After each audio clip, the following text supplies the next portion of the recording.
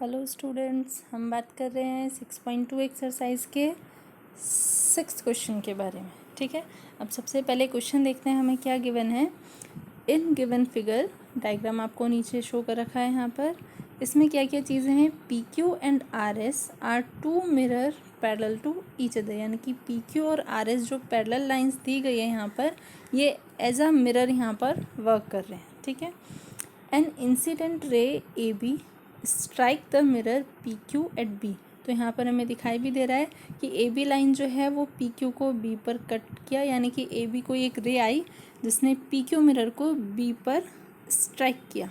ठीक है, the reflected ray move along the path B C.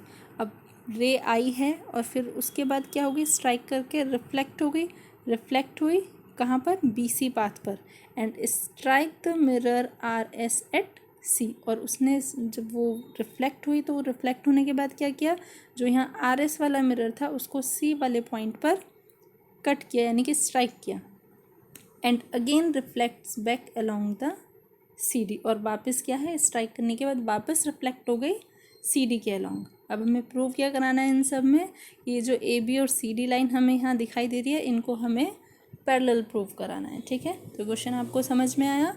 P Q और R S दो यहाँ पर जो पैरेलल लाइंस हमें दिखाई दे रही है, ये यहाँ पर एज अ मिरर वर्क कर रही हैं।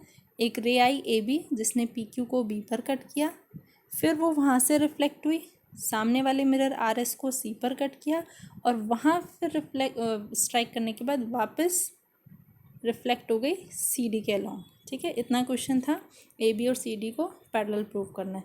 तो इस क्वेश्चन को सॉल्व करने के लिए हमें एक छोटा सा कंस्ट्रक्शन करना पड़ेगा। आप यहाँ जो डायग्राम में बी ई और सी एफ लाइन देख रहे हैं, ये आपको क्वेश्चन में गिवन नहीं है, ये मैंने यहाँ पर खुद से कंस्ट्रक्ट की है। मैंने मेंशन भी किया है, draw B E perpendicular to P Q and C F perpendicular to R S. ये दो परपेंडिकुलर्स हैं जो मैंने ड्रॉ किए हैं, जिसकी हेल्प से हम अपने क्वेश्चन को सॉल्व कर पाएंगे। अब देखिए, इसमें सबसे मेन चीज़ क्या है कि रे के रिफ्लेक्शन की बात हो रही है, तो हम बाय रिफ्लेक्शन लॉ यहाँ पर यूज़ करेंगे angle of incidence equals to angle of reflection. ये हमारा लॉ ऑफ रिफ्लेक्शन से हमें मिलता है, जो हम फिज़िक्स में पढ़ते हैं, वहाँ से हमारे पास आता है कि एंगल ऑफ इंसिडेंस हमेशा इक्वल होता है एंगल ऑफ रिफ्लेक्शन के। तो अब अपने डायग्राम के थ्रू अगर हम देखें तो यहाँ पर जो ए बी सी के बीच में जो दो ये एंगल बन रहे हैं 1 और 2, ये दोनों आपस में इक्वल हो गए, क्योंकि एक एंगल ऑफ रिफ्लेक्शन है, दूसरा एंगल ऑफ इंसिडेंस है। ऐसे ही 3 और 4 भी आपस में इक्वल होंगे। तो यहाँ से हमें एक कंडीशन मिल गई जिसका यूज़ अब हम अपने क्वेश्चन को सॉल्व करने में कर पाएंगे, और इसको हमने फर्स्ट इक्वेशन लेकर लेट कर दिया। ठीक है, अब उसके बाद हमने क्या किया, देखो पी क्यू और आर एस पैरेलल गिवन थे हमें, बी ई और सी एफ हमने परपेंडिकुलर्स ड्रॉ किए हैं। बी ई और सी एफ जो हैं दोनों ही परपेंडिकुलर्स हैं, तो ये दोनों आपस में क्या होंगे, पैरेलल होंगे। ठीक है, अब ये दोनों पैरेलल हैं तो इसके लिए बी सी जो है वो ट्रांसवर्सल लाइन हुई। अब बी सी ट्रांसवर्सल हैं तो एंगल 2 और एंगल 3 आपस में अल्टरनेट इंटीरियर हुए, इसका मतलब वो दोनों एंगल्स आपस में क्या हो जाएंगे, इक्वल हो जाएंगे। ठीक है, तो अब 2 और 3 अगर इक्वल हो गए हैं हमारे पास, तो अब मैंने क्या किया, दोनों को 2 से मल्टीप्लाई करा दिया, बोथ साइड मल्टीप्लाइड बाय 2। तो इधर क्या बन गया, ट्वाइस ऑफ एंगल 2, और इक्वल टू में कितना आ गया, ट्वाइस ऑफ एंगल 3।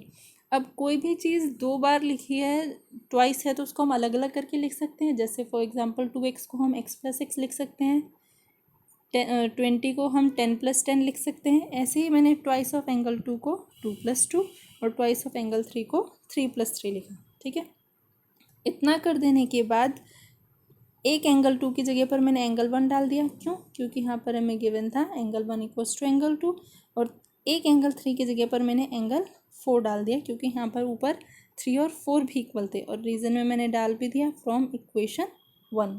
फर्स्ट वाली इक्वेशन का यूज़ करके हमने यहाँ पर एक जगह 2 की जगह पर 1 और 3 की जगह पर 4 पुट कर दिया। अब ऐसा करने से हुआ क्या कि एंगल 1 और एंगल 2 क्या बना रहे थे, कंप्लीट एक ए बी सी एंगल, तो इसकी जगह पर हमने ए बी सी डाल दिया, और 3 + 4 हमारा बना रहे थे एंगल बी सी डी। अब यहाँ से जो निकल कर आया वो आया angle A B C equals to angle B C D. अब ए बी सी और बी सी डी को अगर हम ध्यान से देखें तो ये तो पी क्यू और ये दोनों तो अल्टरनेट इंटीरियर एंगल्स हैं। अगर अल्टरनेट इंटीरियर एंगल्स हमारे इक्वल हो जाते हैं तो इसका मतलब क्या हो गया, जिस पे दो लाइन के बीच वो बन रहे हैं वो दोनों लाइन पैरेलल हो गई। तो इसीलिए हमने यहाँ लिखा which are alternate interior angle, hence A B parallel to C D. इस टाइप से क्या हुआ, जो ए बी और सी डी लाइन थी हमारी वो पैरेलल प्रूव हो गई। ठीक है, तो इसमें बस आपको एक दो चीज़ें हैं जो ध्यान रखनी पड़ेंगी। सबसे पहले कि रिफ्लेक्शन, लॉ ऑफ रिफ्लेक्शन जो होता है उससे हमारे पास जो कंडीशन मिलती है कि angle of incidence equals to angle of reflection होता है। ठीक है, ये चीज़ मेन जो है इसमें ध्यान रखने की है। और बाकी एक छोटा सा कंस्ट्रक्शन हमने जो किया था कि बी ई और सी एफ हमने परपेंडिकुलर्स ड्रॉ किए थे। इन दोनों की हेल्प से आप इस क्वेश्चन को बहुत ही ईजीली सॉल्व कर पाएंगे। ठीक है, इस टाइप से आपका 6 क्वेश्चन भी यहाँ पर कंप्लीट हो गया है।